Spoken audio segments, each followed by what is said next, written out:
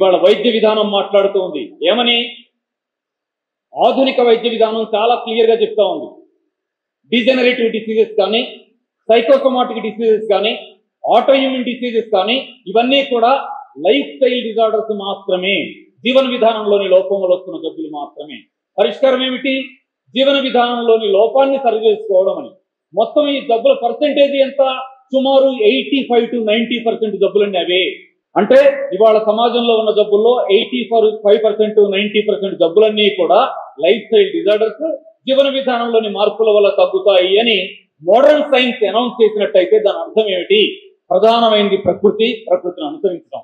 అంటే ఇది ఆల్టర్నేటివ్ కాదు, ఇది మౌలికమైన ప్రధాన వైద్య విధానమే ప్రకృతి విధానం. దీన్ని మనం ఎంత గట్టిగా మాట్లాడినా అది నిజం అవ్వదు. నేను ఇంకెంతసేపు చెప్పినా అది నిజం అవ్వదు. నిజం అవ్వాలంటే ఏం జరగాలి?